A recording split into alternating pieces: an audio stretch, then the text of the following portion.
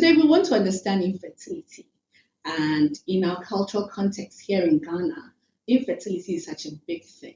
And I think that having these wonderful guests here to discuss it would really benefit all of us. And if you have been watching, I think that you benefit from this particular episode. So stay tuned.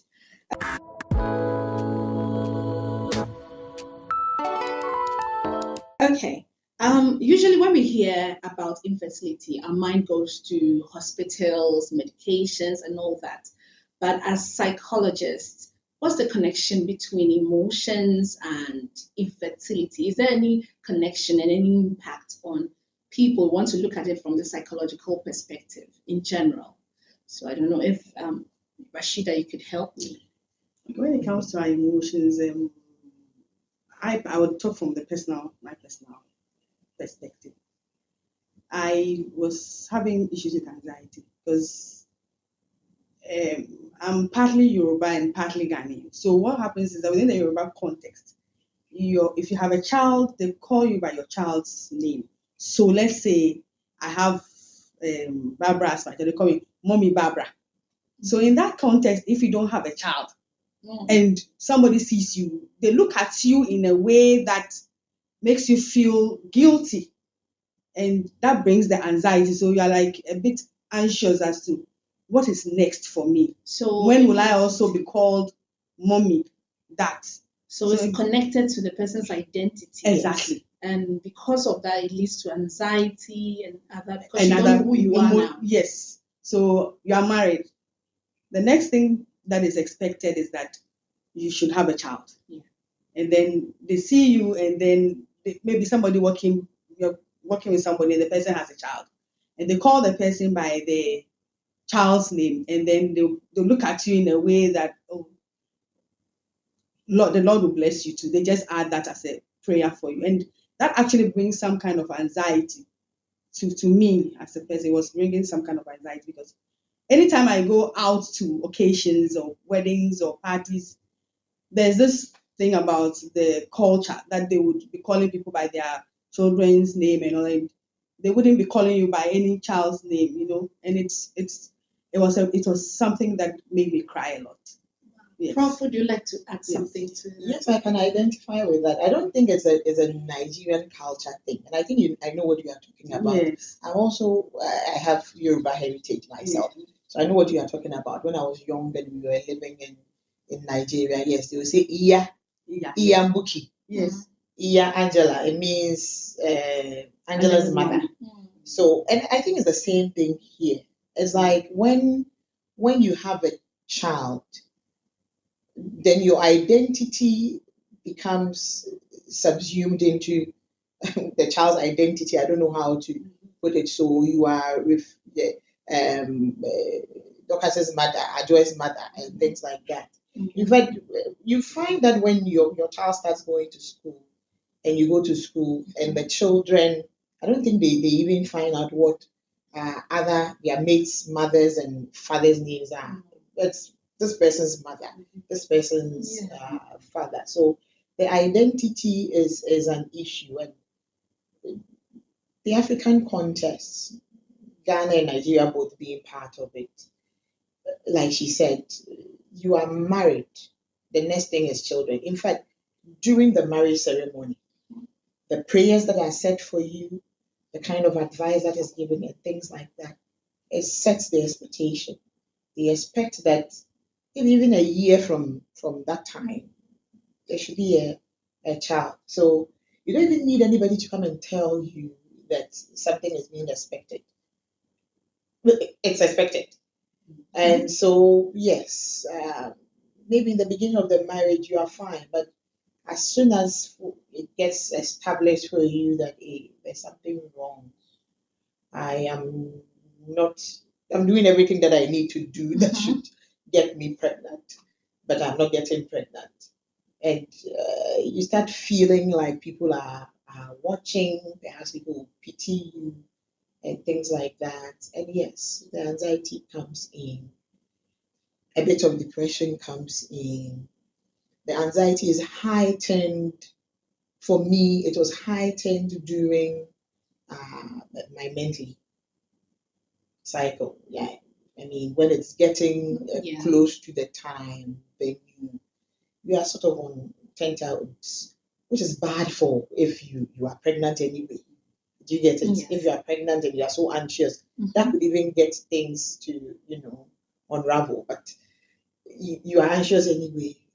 This month is going to happen. This month. And yet you start having the signs that you usually have when your menses is about to come and things like that. So added to the premenstrual syndrome that you face and all that, there's also that anxiety, checking yourself for symptoms. What is the symptom? Is it that it is coming, or is it likely that I'm scrutinizing your body? Yes, and all that. So depression comes in. As for the crying, it is normal. I think I would say when I got married, the first month nothing happened. Second month nothing happened. I said something wrong with me. That alone tells you how deeply engraved this thing is. Like childbirth is such a thing in our culture. Like you mentioned, pray when they're praying for you on your wedding day or they're blessing you, they'll mention may you get twins. Not even to have a child. May you get twins. I wanted to ask you, though it's so deeply engraved in our society, people hardly talk about it or they are uncomfortable to bring it up or to talk about it in public or even to talk about it with even family. It's almost like that unspoken thing. We all are uncomfortable around people who don't have it yet or have a child yet. Why do you think it's such a taboo topic, even though we it's so important to us? Can you help us? Yes, I think that's the case because infertility itself is a very sensitive topic. And, society measures people, especially women, by their ability to have children. It may be spoken, it may not be spoken. But we are trained from childhood as girls to assume the role of eventually becoming mothers. So it's an expectation, even if it's unspoken. So when the individual gets the marriage point, gets married, and it's not showing, people begin to wonder. The individual herself, in this case, the lady I'm talking about, feels as if I have failed in what I'm doing, and therefore becomes very sensitive or very emotional. And people around are also curious and they want to find out why this is, but they are also careful not to say it. So what happens is that it is unspoken. The bearer of the infertility or the one experiencing it feels very emotional, feels sensitive. Sometimes they wish they could get somebody to talk to about the problem, but they are not sure what their reaction is going to be. And society, on the other hand, too, wishes they could find out from the individual what's going on, but they are also not too sure. But it still does happen that sometimes people are very overt or they are very open, very direct in asking. But generally, when somebody approaches an environment and they know that this individual is having challenges with having children, there's an unease when that person appears. That's just the way it is. But people are expected, or society is expecting the women primarily to have children. So if they don't, there's like they're not meeting expectation. So that's how come the harsh. But do you think that the unease that you get from other people is because they are worried for you?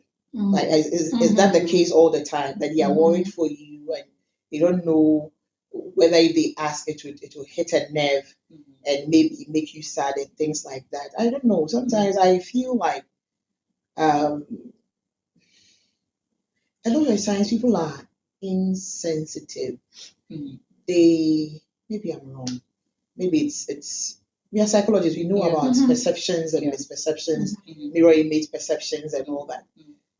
But sometimes, in my experience, I've felt like you are viewed as if it's your fault somehow. You get that sense that It's as if it's your fault. There must be something wrong with you. Especially if you bring in the religion, your religious background, and things like that. It's like you must have committed some hideous sin to be getting such a punishment. In fact, you ask yourself that yourself, right?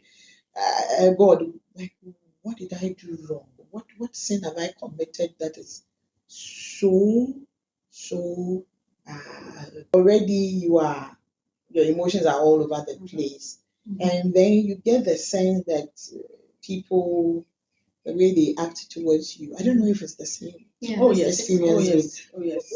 I remember when rest of I was sharing that with Salome and Barbara a few minutes ago, that when we go for fertility clinic, and then you're all in the same group, Yeah. and then you're all there, and then fortunately one person might be lucky, and then they get pregnant, and then the person feels like, well, I'm not part of you anymore, and that is where the pain is. But I remember I went to a fertility clinic, and then we all go. When we go, we all sit down, share stories and all that. Then we comfort each other. And then one lady got pregnant. I have not seen her in a while. So when I saw her with the baby bump, I wanted to hug her. She went back. So it hit me so hard, and I'll never forget. About almost 20-something years, I still have it. So it's so clear in my thoughts. I felt so bad. Sort of, don't come in, spoil my thing for me. So you see, even amongst that, we feel that there must be something following you that, and so if I'm not careful, I will get that. If I've been able to come out of it, please don't come in and infect me with your whatever, bad luck, whatever it is. It was so, I felt it.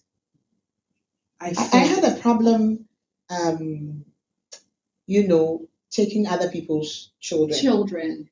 When someone has given birth, family member, I think I still even have a little bit of that. Family member or friend and things like that.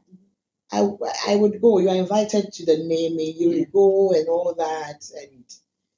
But seeing the person, I would say a drink wine, things like that. But I would stop short of touching the child or taking the child. And the reasons stemmed from another person that I knew, a couple that my husband and I knew, that were also childless then. And the husband mentioned the fact that where they were living, there was this another family living close by, a neighbor, and the child would come to them and things like that. And I think one day they took the child as usual, and the child fell ill, and they had to they had to now call the parents in, and the way they reacted and things like that. So both he and the wife decided they are not touching anybody's kid, and that stuck with me. And so, and it has become a pattern. People that I'm easily able to take their children, my siblings, and maybe that one is how close I am with a sibling, and how I interact with that person, or I see the person interact with me. So it's become something that even after thankfully having a child, I would see somebody with their newborn, and I would still hesitate before I would now conscientize myself and say, let me go ahead I was thinking and do this. Perhaps the fact that when you take the baby or the child, it would also draw attention to the fact that maybe you may not have one now. Perhaps we are not talking about the fact that you're not having a child, or we've forgotten, or we've not forgotten, we are pretending that we have. Then you suddenly come for the outdooring, and then you take a baby. It's like, okay, she does not have a baby. This is someone's baby. And it brings attention to you as the individual who does not have the baby. You're holding. So you're thinking perhaps that picture now. We avoid taking the baby because we don't want attention to come on. Yes, to that fact. We're avoiding. Let's not talk about me. You don't want that attention. That could be that. I don't know. For me, I decided that I'd rather go where there were children. Oh, wow. Okay. Yep. That's the opposite. Yeah. So I was in my church's Sunday school, and I also had my siblings' children, many of them all around me. But for some of my friends with whom we attended this treatment, they found it very difficult to be around other people's children, like you're saying. But for me, it was well. I think I was doing more from a religious point of view, because I know some in the Bible where Jacob was taking care of his uncle's sheep, and as he looked at as the sheep were looking at the streaks, eventually it formed in their minds, and they gave birth after that comes. So I said, "This is what I would do." So wherever there were children, I was teaching in preschool and all that. It didn't really affect me. So it depends on your family background to how did your siblings. Well, in my case, both my husband's side and my side, there was no pressure. I had the full support from my husband's side and my family side, so I didn't feel it much from them. There was nothing to worry about. But no matter the support you get, there's still some weight that you carry. When you're sleeping, it's fine. When you wake up, it hits you. And you have to go out there, and even though nobody says anything about it, that identity is there. Is there. When you see people, unfortunately for me as well, I mean, the fertility treatment, I don't know what happened with you, but the fertility treatment, it makes you put on weight. For those of us who have that tendency, Salome is a different but you put on weight. And so I used to get, before I had my son, and then even after, I used to have people just say, "Oh, congratulations," because they see your tummy, and you're bloated, and they think you're, and I would have to accept that and things like that. Or afterwards, they see you and they think that you've had a child. Oh, what did we get? And then I say, "Oh, we got a boy," and then we talk and things like that, and I'm crying inside. But I mean, in that moment, I don't feel like I'm now going to explain what is going on and things like that. But what you said is also true. Yes, I had support from my husband, my family, on both sides. At least I can say that nobody on my husband's side worried us. If anybody thought about it, well, nobody. Yes, of course, you have your mom, mothers, the mothers, being worried for you. It's not bad. It's a good kind, but because they are also worried, sometimes it can be a lot to deal with, because they want it to happen for you already. So have you tried this? Have you been there? And things like that, coming. So the support is there, but like you said, even the support would be is there, but yet you would have the challenges. I think when we were talking, there was something that came up between men and women in our culture. When there's infertility, usually the pressure is more on the woman and less on the man. Can we talk about that? Rashida, what do you think?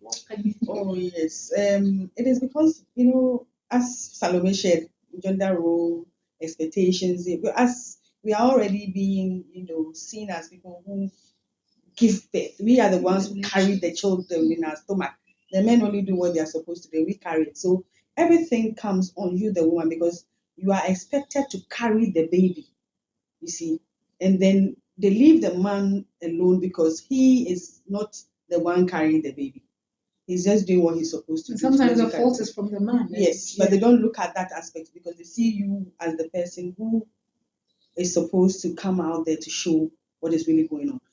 But I don't know about the statistics, but I know that women are more, face more infertility issues than men. Okay. Yes, I've not read deeply about that, but for Salome's, work, maybe she might be able to talk about. But I think that women face more infertility. And I think that the stigma is more directed towards the women. Yes, because we are the ones who carry, because we show everything. And you see the women more at the hospitals than the men. And when they even ask them to come to, check, they don't. I remember very well, my doctor had to call my husband. He didn't want to go. He said, no, he doesn't have a problem. I said, he didn't say you have a problem. He's saying that he wants to check to make sure so that everything is okay, so that he can start with whatever he wants to start with me. He said he would go. But sometimes it's not like one person has a problem or the other person has a problem. It might be some Something. incompatibility Mhm. between the two of you. Yeah. And so if a doctor comes into the picture, they're able to find ways to help the both of you. Yes. But they don't want the stigma contagion Yeah. in there. Exactly. Okay, you bear the stigma and let me be there. And that reminds me of like what you said about the women, we are all together. Well, you had that. I didn't. Reason being that, thankfully for me, my husband would go to me with me to every hospital visit. So often I am with my husband. The rest of the women are alone, and that creates a divide already. So, and we are going to see the doctor, we are going to do this procedure, we are going together. But we will look at both our calendar before we decide on what we are doing. And then all these others, so they bond, and every time. So on days when maybe he's traveled to work and he's not able to go, it means that I am alone. Yes. You just go and sit there and there's nobody to talk to. Maybe in a way that helped because like when somebody gets pregnant, like you were sharing, then you don't have to deal with that. Yeah. Marvin, yeah. Yes, please. A quick one on the statistics. Yes. So we have, if you're looking at the statistics, 40% of infertility is due to male factors, 40 to female factors, 10 is mixed. That means both of them, yes, and then 10 cannot be explained. So on an equal Equal level, level, then men and women also It's have equal. the same, It's equal. Interesting. Yeah. But By the culture, yeah. it is you that people will be looking at. And honestly, I don't know if either of you experienced that. That was an added weight for me. I felt as if I was blocking this man's chances. So that is added pressure. Because I mean, and we are Christians. Yeah, so he is not. I knew he wouldn't go do that. Go and try and have a child outside. But honestly, I nearly became Sarah, Abraham's wife, because I mean, maybe, if he can go out there, he would have children already. Aren't I being selfish by, knowing that, especially when you know that a large part of the issues are from you, and that if this person should go out there, they are fine, they might have several kids, and I don't know if You're holding him if back. it was yes. Since you're a Muslim, I want to. we are How do you open feel? to Yes. have it multiple, but on a serious note, I didn't want to feel that kind of pressure that I'm the one who is having the fault. I didn't want to feel that pressure because we are in it together, and medicine has gone far. And if there's any reason why I can't have children, I mean, there's IVF. There are other methods that could make us get a child. So why should he go out there and put me out there that I'm the one who is having the fault? So I actually didn't want that to happen. Okay. But, with my situation, I had issues with my hormones. And my own hormones, I had prolactin. It was so high that it made me, my periods will not be coming because it was like I'm breastfeeding. Yes. Okay. That's a problem. So that was where the problem is, coupled with PCOS and a whole lot. So it was really an issue because my periods was not, I wasn't flowing every month. And then I gained so much weight, my tummy, as you said, and people will see me and will be like, hey, oh, I'm happy. And I know inside me that there's nothing there. So it's tough. Yes. My husband will tell me that, don't you lose some weight? People see you and they think that you are pregnant. And when they ask me, I just nod, but I know that you're not too. I know, but I can't tell them. So lose weight. And you're trying and it's not just losing. Your body has a mind of its own. Yeah. So I'm just not losing the weight. I tried everything, I was just there and the weight kept coming. So it's a really serious thing. I mean, infertility, people who have gone through it, some are still going through it, have not succeeded to date. But for me, I would say that it's not an easy journey. It's Not not. at all. Let's now that we are talking about the men, let's talk about the impact of infertility on marriage, or a long-term relationship. What do you think could be one of the impacts of not being able to have a child, especially in our context, on your marriage, on your relationship? Prof, my prof, please, can you weigh in on that? Maybe in the long term, short term. They short term, long term, they also have anxiety, they also have depression, they also have all the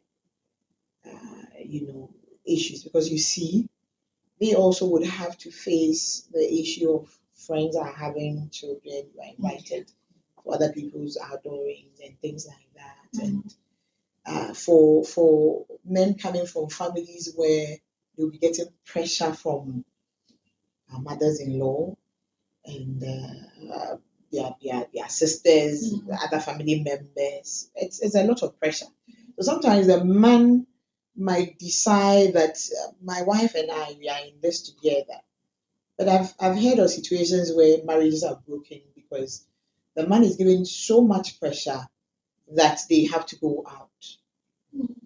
Okay, so I'm going to marry somebody else or something, and then the other woman, of course, can't stay, or they just go and do the next thing you know, somebody comes to tell you that your husband is having an outdoor out there somewhere, and that breaks up the marriage. But there are a lot of strong men out there too who stick and stay, and it's not easy for them because I think when you are in such a situation, you are burdened for yourself, and you are burdened for your spouse or whoever you are in a relationship with, right? Because it's you have the problem. Yeah. The person also has the problem. You both understand what is going on, and you both understand the pressure that the other person is in, and you also wish that there was something that you could do. At least that's how I felt. That you could do, maybe wave a wand or say some prayers, and then it works, and he's okay, I'm okay, out there. So they also have a lot. Sometimes when they end up going out and things like that, yes, you'd say this person didn't try and all that, but it's the pressure. It's the pressure that they are under. If family members, friends, society would understand. Back down a little. Yes, not a little, back down. Because it is none of your your business. Yeah. Yes, it is none of your business. It is the two people who are married. So sometimes I wonder when you get people talking in a particular way and things like that, acting in a particular way towards you. And I think, why do you think the person would just decide that they don't? I know people would decide that they don't want children, but here in Ghana, you think people would get married and decide that they don't want a child. So you should understand that they are going through something, and you give them the space to. So if you don't have anything helpful to say to them or in any way in which to support them, you don't add to the pressure. Yes. You see. And that applies to a lot of things. Yes, and also to add to what Prof said, sometimes there are trust issues, and I don't, for the want of a better word, you become paranoid. In that when the person goes out, you are just like, are they going to make a baby? Yes. So you are all about the pre-calling, and it becomes something that I wouldn't wish for anybody, because not even your worst enemy. Yes, because your husband will be like, oh, but why would you think that I'm going out there? Why would you think like that? Then you just keep, because you know that, well, the people that there's pressure on him, and maybe he's sitting out with friends. The friends will be telling him things about, and when is your wife? And my wife is calling, my child is doing that. The person comes home also feeling that kind of pressure. And then sometimes for my husband, it got to a time he had to tell me that I think I have to stop going to my friends. The pressure is too much. Because when we are there, they they talk about their children, and this one is doing this and this one. But we get that too. Yeah, we get that. Yeah, but we get that for too, him as a friends man, he too. was thinking that I thought it was only for the women that they talk about these things. But my friends, it looks like the whole thing is like they're mocking me. Because he said his friend made a comment that, oh, don't you think that because of your wife's weight, that's why she's not having children? Then he told the friend Seriously? that, yes, then he told the friend that, well, one fat one is better than two slim ones. Oh, he was married to two? No, he wasn't. He was just teasing him. Well, anyway, one fat one is better than two slim ones. So I want the fat one. So Yeah. you see how these things can corrupt their minds. Yeah. But is there a positive side to it? We just want to look on there. Is there something positive that could come out of the challenge that yes, the couple is having? Like, yes, I became a very religious person, I must say. Mm-hmm. It made me get closer to God. I found ways of asking myself questions, and my religiosity and my closeness to Allah, let me say, because I wanted to find the answers to the mystery, because my periods are not coming. Why? People, I don't understand.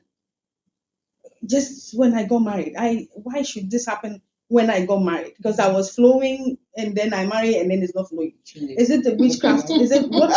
So I got closer, and honestly speaking, I would say that prayer works. I got me closer to. I became I'm a very sure religious we both would say that. yes, Yeah, right. I became a very religious person. I mean, think about Salome, the example you gave about that's when you started teaching Sunday school and things like that. For me too, yes, because there is this thing when you are young and carefree. I doubt any of us thought that we will get married and we will have problems with infertility. No, you just assume that it's like a car that you're sitting and you spark and then you are going automatic. So I mean, you get married, you have children. Nobody, thought about it. So yeah, it could also bring the couple together, I think. It can. So on something that can disrupt the marriage. The friends, your husband's friends, for example. In my research, one of the participants said that they even have one child, and sometimes society will let you know that one is not enough. No. Oh yeah. Giving the baby a sibling. So they will tell him that that's in tree. Then I will say it in English. When it's like when they go to bed, when they go home, they just sleep, they don't do anything. So it's like nothing is happening in the bedroom. But for them, that was the unexplained one, because both of them were fine, but they just couldn't have any more children. And there was this other lady too. She was 50 and still trusting, hoping that she would have a child. And she had one child that she was still, but nobody knew that it wasn't her child. And the neighbors picked up a quarrel with her, and they made her feel like your man is useless. One child, is that all he can do? We have our 4s, 5s, and 6s, and you have one, so it's not good enough. So even insulting her and insulting their husband. Yes, and sometimes when they watch movies, for example, and that one we need to look at movies that portray this issue of infertility and in-laws attacking the ones not having children. As they watch, it affects them. But back to your question that you asked about whether it can bring them together, it can. And it has to do with communication and just accepting the fact that we are in this together. How do we work through this? Because I found out from my research that for some people, it ended up bringing them closer, because like this is our story.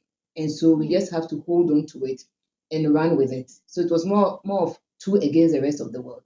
And it was working, bonding them. They learned to relax and have fun, things that they were doing that they stopped because they were trusting or they were hoping for children and they were not getting. It's like, let's just keep moving on. When we get there and we have the children, that's fine. So for some people, it brings them together. For others, they're not able to withstand the pressure from society, and they may end up splitting. How does it affect intimacy? In marriage. So it's like the sex becomes scheduled. We have to time it. It's time. I'm ovulating. You start. And it becomes like a formula. Just does it take away from the intimacy? What way? That one, when you're going for treatment, sometimes one of the things the doctors will check with you or help you work with is your ovulation cycle. Because they find out from time to time that a lot of people, women or couple, don't know how the woman's ovulation works. So they'll tell you, okay, so this is day 14. So from this day, that one, you should be very sexually active. And then when it gets to that time, is the one time, and I found out from my research, is the one time that you don't want to. Because, like, the doctor said we should go and have sex. So if you're having sex, like, somebody is timing you to see whether you're having sex, where is the doctor? He's checking, maybe we are having sex and all that. And the gentlemen too don't like that because, like, we are not in charge. Who is he to tell me that this is the time I should have, this is the time I should have? I should decide. So sometimes for some couples, that's the time they fight the most and they will not have sex. And for the women, some also would rather not have engaged in sexual intercourse because if I've not engaged in sexual intercourse, we are new to month, April. If I've not engaged in sexual intercourse, at the end of the month, my 20th day, the next one, so you are not expecting me to come and tell you that I've missed my period. But if I've engaged in sexual intercourse, then it means that I'm all through the month, I'm just watching to see whether my next period will come or So not they can come. be basic, sort of Yes, basic. yes. So they don't want to, some women don't want to engage in sexual intercourse around that time because if I've not done it, you can't expect anything from me.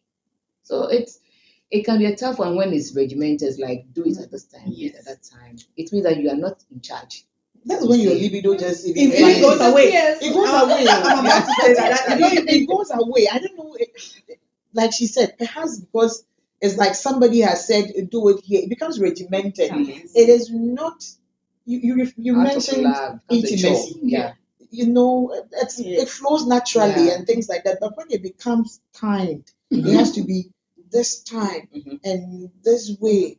And when you don't get up immediately, do this. Use a pillow Raise your legs. and then do that and things like, and you do all that, and at the end of the month, like she said, it heightens your anxiety. Yeah. Okay, I've done everything. If I've done everything as they taught me to do, then it should happen. It doesn't happen. So the next time we've tried, in spite of how difficult it is, the fact that there's no fun and things like that, it still doesn't work. So subsequently, it affects your libido even more. Yes. And you won't do it.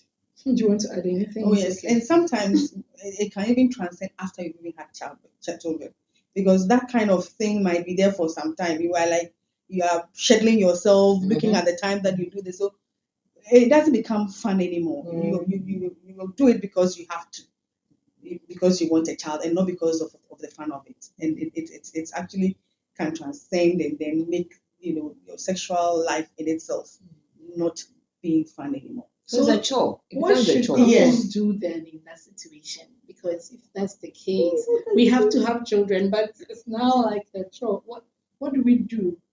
How do we psych ourselves? What should we tell ourselves? How do we position ourselves to make sure that we can actually follow what is required and try and have a child if we want to? You do it like you have dirty clothes to wash. The laundry has to be taken care of. And so you take care of it. So like she said, there's no fun. But when we are doing laundry and we are sweeping and things like that, do we really enjoy it? It has to be done. It has to be done. So you do it. When you realize that, okay, if you are focused enough, you are smart enough, and you realize that around this time we fight a lot, and because of the pressure that we are feeling to do these things, and you try to put that away, and you realize that okay, we need to find a way of getting this done. Yes, you just go ahead and do it. So it's regimented. It's like What it is. it is what it is. I mean, there's no fun. There's no. We've done our duty. We can't do anything about it. Just to try and build the intimacy a little. Yeah, at least maybe this is where infertility counseling comes in. Okay. You see, so you are trying as a couple to find a way out, and you realize that one of the times that you fight the most is when you are supposed to be engaging in sexual intercourse and all that. So it would help if they reached out to infertility counselors so that they would help them navigate that difficult path. Because you may think you know, but maybe when you meet the psychologist or the counselor, they will give you different perspectives and give you therapies that will help you to relax and enjoy. Because sex, so for me, is apart from everything, it's also an emotional thing. Emotions go into it. So if I'm tight and I don't feel like coming close, and you say we should engage in, there's like let's do it like Let me be free. let's just do it and move on. But it's supposed to be a beautiful thing. So even though we are working towards it and we are having challenges, we've done everything we've been asked to do and it's still not working out. That means it's about time we reached out to professional people, experts in that field of counseling to help us. Do we really have that? Oh, we Well, I joined an online group. mhm. I think At the that's time, what, yes, it was called Trying to Conceive at the time that I was, Mhm. yes. So I joined the group, and then they share stories of, you know, things that they have gone through, those who have succeeded, those who are still on the journey. So it was fun. It was like a fun group, and it wasn't in Ghana. It was based in the US, but they give ideas of how to enjoy yourself. So they ask that, if you have a school old mate, try look for the person, go out, sit somewhere, eat, enjoy yourself. And when you come back home, you'll be refreshed. And honestly, it was working for me. So I tried reaching out to some of my school old mates. I'll go to them, we'll sit down, chat, maybe we're gonna have a drink somewhere. By the time I come home, I'm so fresh. And it actually it's exciting, it makes you, have some kind of libido, maybe a little bit like that. And then, yes, when I come home, I'm all over the place, and it's worked for me. Yeah. At the time, and that was around just the time that I got pregnant. Oh, okay. Oh, Yes. wow. Yes. Okay. So Well, let's- I don't know where you can tell. I didn't think about doing that. Mm. Maybe going on online and things like that. Maybe I'm more of an introvert. And honestly, I didn't even think about friends. I felt like just being myself. I don't have many friends. Yes. And so during that time too, it also felt like, be by yourself. Don't go out there for anybody to ask you anything. My husband is my friend.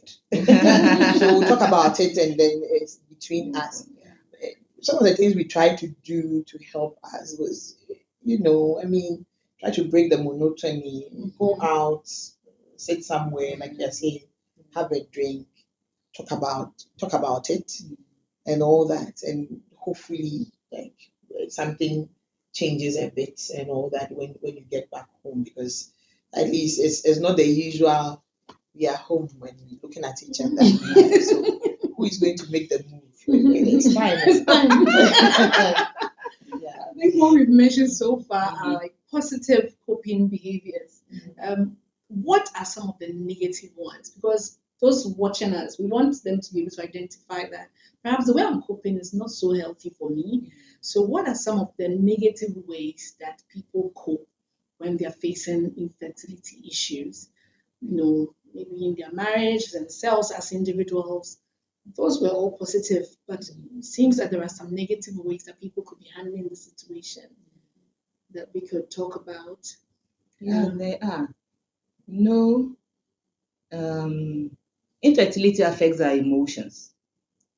So you can also have depression setting in.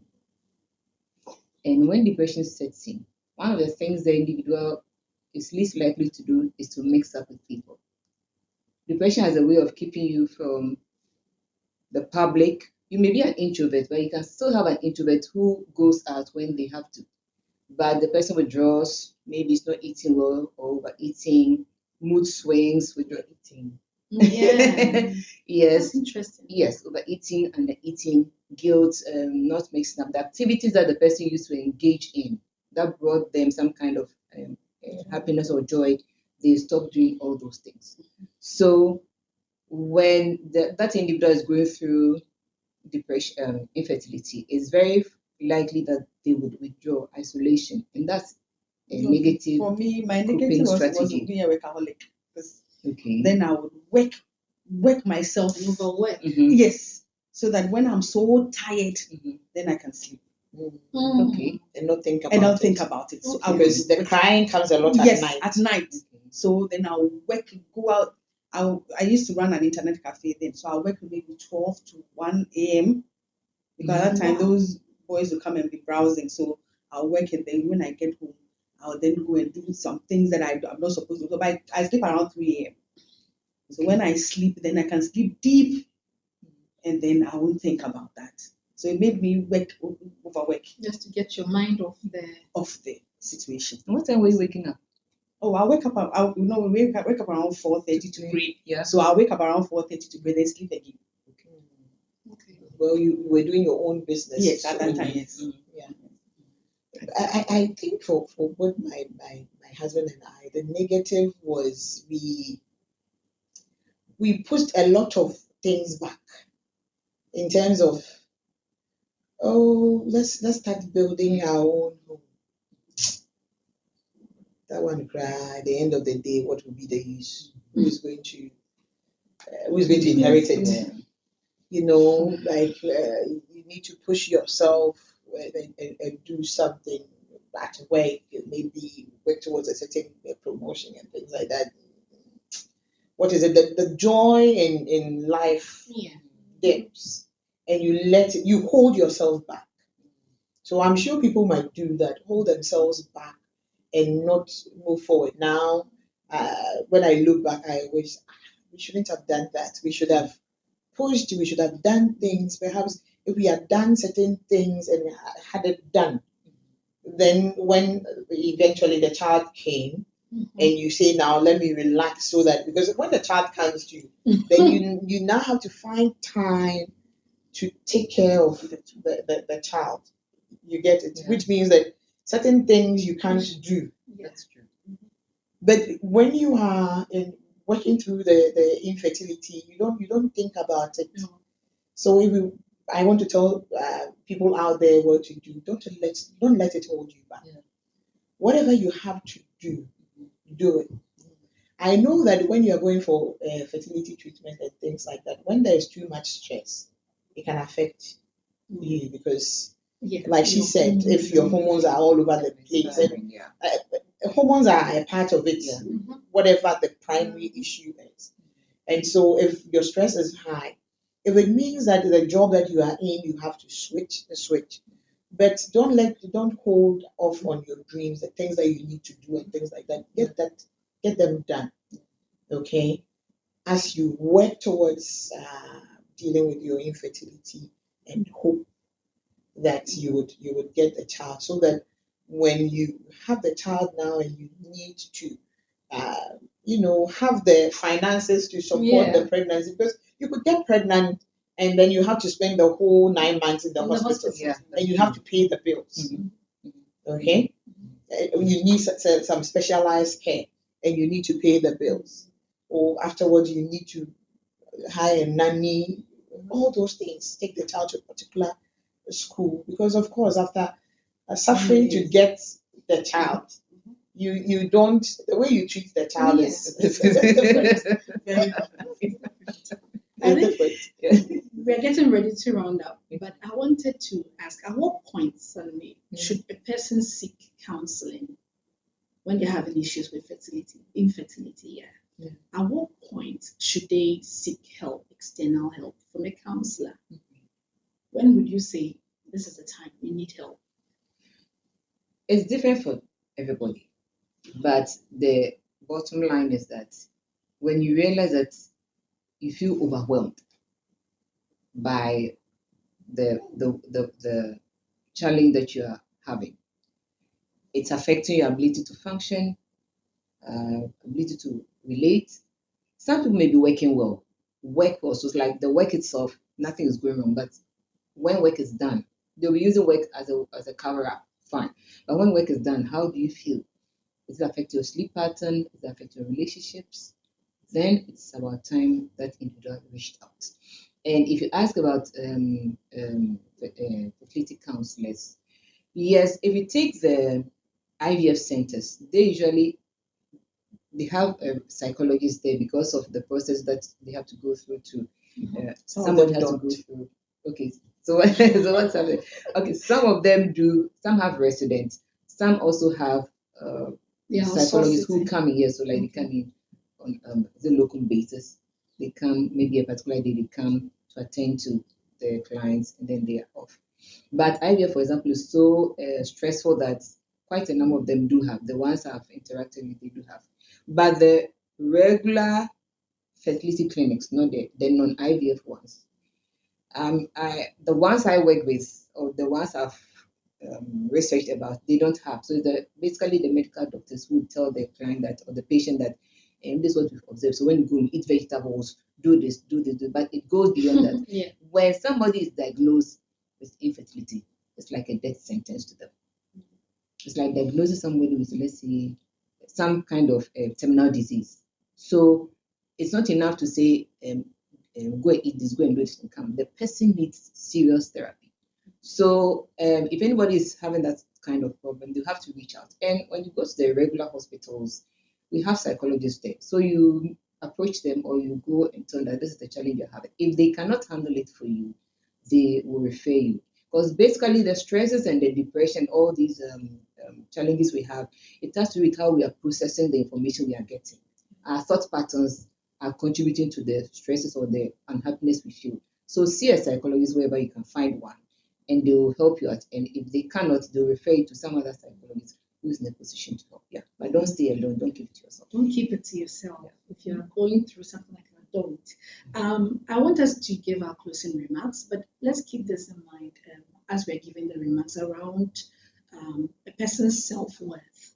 And then also the fact that, well, we all had positive outcomes. We all have our children, but in case you don't, or you're talking to somebody who doesn't have yet, still trying, still in the process, they feel like their self-worth is really low. They are not something in our society. Their identity, they've lost who they are. They don't know who they are anymore. Can we speak to that? Can we all give like a statement, around that? In an encouraging word, something, so that we can just, impact someone's life and not just talk about it. You can come from a psychological perspective, personal perspective, even a religious perspective, whatever form it may come. Rashida, do you want to start off? So I would say that, well, there's hope. I mean, medicine has gone far. There are a lot of, different ways that medicine can help. But if you've tried all those and it's still not working, hope is still there. I mean, having a child is good, but that's not the end of everything. You can still adopt, surrogate. I don't believe in that because of my religion, but there is. If you think you can do that, that's fine. But there are so many ways of killing a cat. You can adopt and do other things if you still think you want a child. Yes, there's hope. Salome. Yes, so your value is not defined by what you have, self-worth. So not because you have children or you don't have children. It's who you are because you are you. All right. So these other ones, babies and whatever, finance, whatever, they all come to enhance your life, which is good. So if you are going through such times and you feel like you don't matter anymore, you are worthless and all, I would say reconsider. Ask yourself. It may be keeping long, it's delaying in coming, but what can I do? I have to live my life. So live your life, and whatever it is, just keep going. Because if you focus so much on what you don't have, it's possible that eventually you look back and say, if I'd known, just like dogs, if I'd known, I would have kept going until I had a child or I didn't have. Life is bigger than having babies. Certainly in our culture, children are everything. It's a big deal. But if for some reason you are doing everything to get in, and it's not coming through, just keep going. Keep going because there's more ahead. Enjoy life to its fullest. That's all I can say. Because you have value with or without children. You have value. Prof. Yeah, I agree with what they've both said, and I would add that take it one day at a time. one day at a time with everything, not just with the issue of infertility, with every issue that we are faced with in life. We take it one day at a time. Because you see, often when we are anxious, we are depressed, the problem is looming, and we look into the future and we are saying there's no hope because this is my current situation, and you are worried about when is it going to happen, when is it happening for me. It's happened for everybody when it's my time. But if you take it one day at a time, today is today. I mean, live your life to the fullest. Be happy. Do what you have to do. Yes, maybe at the end of the day, yes, it wasn't today. Tomorrow is another day. Take tomorrow as it comes. But when it becomes so challenging and things like that, and you try all these and it doesn't work, the points that you raised, the treatment, what did you say? There's counseling. The counseling and things like that. And even if it means moving from where you are living, okay, because sometimes where you live, the society, the context, people know you, they imagine things for you, they are looking at you, and that can even be pressure. So if you can really, sometimes you can relocate, you and your spouse, you think about it, and you can relocate to a place where you are starting afresh. Sometimes that is even what reduces the stress and everything, for you. And taking it from a religious perspective, our worth is what God has, the way He sees us.